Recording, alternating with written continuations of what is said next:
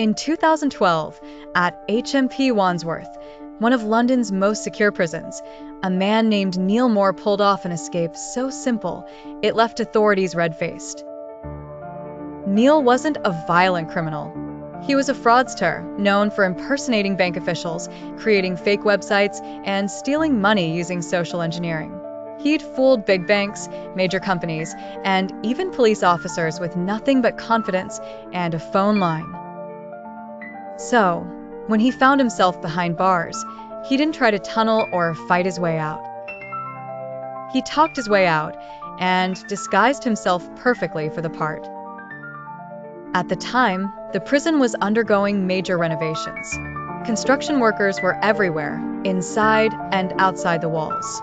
They wore the usual gear: bright high-visibility vests, hard hats, clipboards.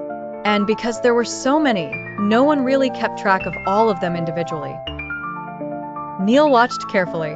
He noticed the contractors entered and exited through a side gate, usually unguarded, monitored only by a sign-in sheet. Most guards didn't bother checking names unless there was an issue. That was all he needed. Using items smuggled in or creatively improvised, Neil assembled his own construction worker outfit: a fluorescent vest stolen from a cleaning closet, a hard hat from an unattended tool area, a dirty clipboard with blank papers, steel-toed boots borrowed from another inmate in work detail. He memorized the behavior of the workers, the way they nodded at guards, moved with purpose, and barely made eye contact. Then, on a quiet afternoon, Neil put on the disguise, grabbed the clipboard, and calmly walked toward the side gate. A guard gave him a glance, assuming he was one of the dozens of workers coming and going. Neil muttered something like "back in 10, nodded and kept walking. No alarms were raised. No one chased after him.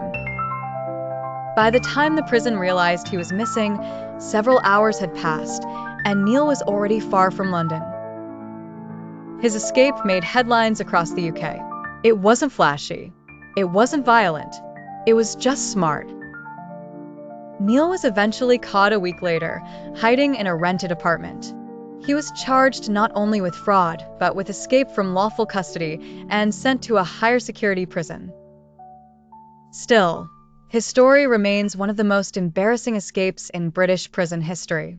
Because when security is tight, uniforms are enforced, and alarms are armed, sometimes the most dangerous man is the one with a clipboard and the nerve to walk.